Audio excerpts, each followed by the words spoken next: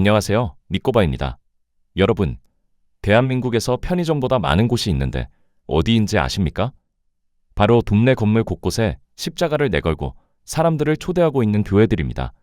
대형 교회들은 저마다 거대하고 화려한 성전을 짓고 수많은 무리들을 건물 안으로 빨아들이지만 세상 사람들은 이런 교회들을 보며 혀를 차며 고개를 절레절레 흔듭니다.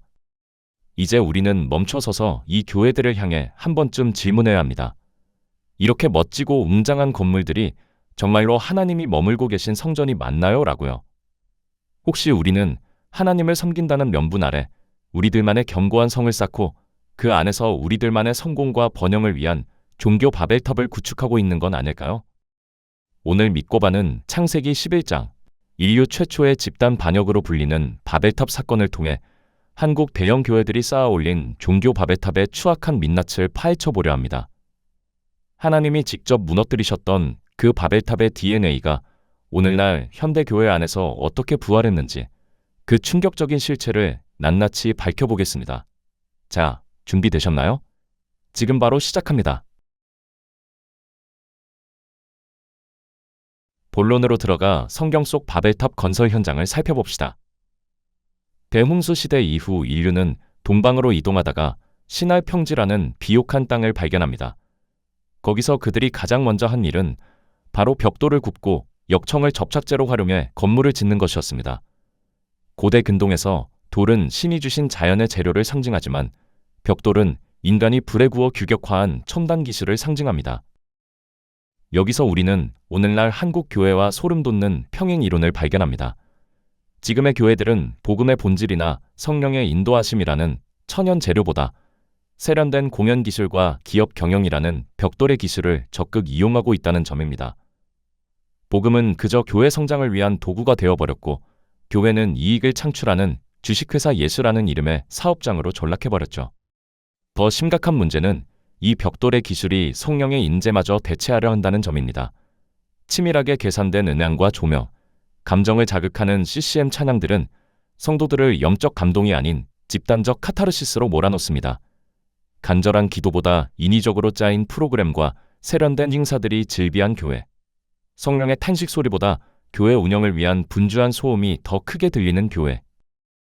하나님을 신뢰하기보다 인간적인 방법과 치밀한 계획으로 모든 것을 해결하려는 그 인본주의 신앙이 바로 현대판 바벨탑의 역청입니다. 지금 우리 교회들이 자랑하는 화려한 시스템과 조직력이 혹시 하나님 없이도 완벽하게 굴러가는 인간의 제국을 건설하고 있는 건 아닌지 두렵기까지 합니다. 바벨탑을 쌓던 사람들의 진짜 목적은 명확했습니다. 탑 꼭대기를 하늘에 닿게 하여 우리의 이름을 날리자. 여기서 하늘에 닿게 한다는 것은 단순히 높이 짓겠다는 뜻이 아닙니다. 하나님과 동등한 위치에 서겠다는 선언이자 하나님의 권위에 대한 도발을 의미합니다. 특히 우리의 이름을 날리자는 말은 하나님의 영광을 찬탈하려는 반역이 아니면 무엇이겠습니까? 이 욕망은 오늘날 대형 교회들의 성전 건축과 유명 목사들의 이름을 내건 브랜드로 지금도 그대로 재현되고 있습니다. 건물의 크기가 교회의 위세를 증명하는 우상이 되었고 목사들의 이름이 예수님의 이름보다 더 높은 위치를 차지한 지 오래입니다. 예수님은 긴 예복을 입고 시장에서 인사받는 것과 잔치의 윗자리에 앉는 것을 좋아하는 종교 지도자들을 향해 더 엄한 심판을 받을 것이라고 경고하신 바 있습니다. 이러한 이름 날리기 경쟁은 결국 교회를 그리스도의 몸이 아닌 목사 개인의 전당으로 전락시켰습니다. 강단은 하나님의 계시를 선포하는 곳이 아니라 목사의 화려한 언변과 철학을 뽐내는 놀이터가 되어버렸죠. 성도들은 그 무대를 바라보며 우리 목사님 최고다를 연발하는 팬클럽 회원처럼 변해버렸고 정작 높여져야 할 그리스도의 십자가는 화려한 인테리어 소품으로 전락해버렸습니다. 하지만 하나님은 인간이 만든 외형적 웅장 안에 결코 매이지 않으십니다. 오히려 주님은 여기에 돌 하나도 돌 위에 남지 않고 다 무너질 것이라며 성전 파괴를 예고하셨습니다. 우리가 성전을 더 높이 쌓으려 할수록 하나님의 심판은 더 가까이 다가오고 있다는 것을 우리는 꼭 명심해야 합니다. 바벨탑 사건이 일어난 결정적인 이유는 하나님의 명령에 대한 사람들의 정면 거부에 있습니다. 하나님은 땅에 충만하라, 온 지면에 흩어지라고 명령하셨지만 인간은 흩어짐을 소멸로 규정하고 거부했습니다. 그들은 성읍이라는 울타리 안에 모여 자신들만의 거대한 세력을 구축하고 안주하는 방식을 택했습니다. 오늘날 대형 교회들도 마찬가지입니다. 집단적 응집을 통해 세력을 과시하고 철저히 흩어짐을 경계합니다. 교회 울타리 안에 들어온 사람들이 밖으로 나가지 못하도록 온갖 화려한 프로그램과 종교 서비스를 제공하여 교인들을 붙잡아둡니다. 그 결과 성도들은 세상을 향해 나아가는 선교적 공동체가 아니라 교회라는 안락한 요새 안에서 서비스만 즐기는 종교인들이 되어버렸습니다. 이러한 종교적 요새화는 결국 성도들의 영적 야성을 거세하고 세상을 향한 빛과 소금의 기능을 마비시켰습니다. 성읍 안에 갇힌 성도들은 그들만의 언어로 대화하며 그들만의 문화에 심취해 세상이 겪는 고통과 신음에는 별 관심이 없습니다. 교회 안에 있으면 안전하다는 거짓말에 속아 정작 주님이 가라고 하신 세상이라는 거친 들판으로 나갈 용기를 잃어버린 것입니다. 하나님의 나라는 성벽 안에 고인물처럼 머물러 있는 것이 아니라 경계를 넘어 흐르는 강물처럼 전파되어야 합니다. 그런데도 우리는 여전히 흩어짐을 두려워하며 우리들만의 리그를 공고히 하기 위해 더 두꺼운 종교적 담벼락을 쌓고 있는 건 아닐까요?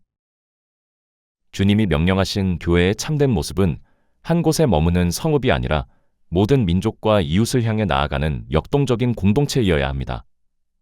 하나님은 인간의 이 악한 결속을 끊기 위해 언어를 혼잡하게 해서 그들을 강제로 흩으셨습니다. 지금 한국 교회가 겪고 있는 소통의 부재와 세상으로부터의 고립은 어쩌면 더 높이 쌓기만 하려는 우리들의 교만을 흩으시는 하나님의 강제된 결과이자 준엄한 심판일지도 모릅니다.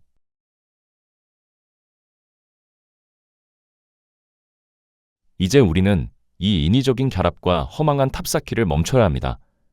복음의 본질보다 시스템에 의존하고 하나님의 이름보다 우리의 세력을 과시하는 종교 바벨탑을 이제 우리 스스로 허물어야 합니다.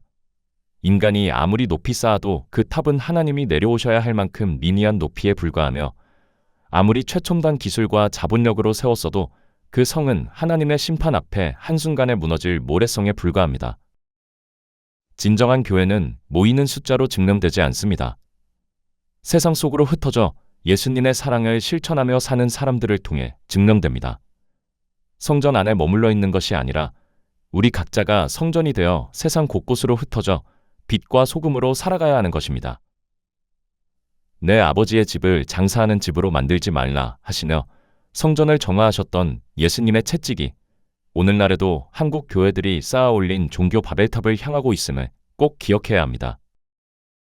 여러분은 지금 어떤 바벨탑 건설 현장에 서 계십니까? 혹시 우리 교회라는 이름의 성벽 안에 갇혀 세상을 외면하고 있지는 않습니까? 이제 그 바벨탑에서 내려와 예수님이 명령하신 나의 땅끝으로 걸어가시길 바랍니다. 숫자에 매몰된 종교 바벨탑에서 벗어나 참된 예수님의 제자의 길을 걷는 여러분이 되시길 바랍니다. 여러분이 생각하는 오늘날의 종교 바벨탑은 어떤 모습인가요? 우리가 어떻게 해야 이 허망한 결속에서 벗어날 수 있을지 여러분의 의견을 댓글로 남겨주세요. 오늘도 믿고바와 함께 진리의 길을 고민해 주셔서 감사합니다.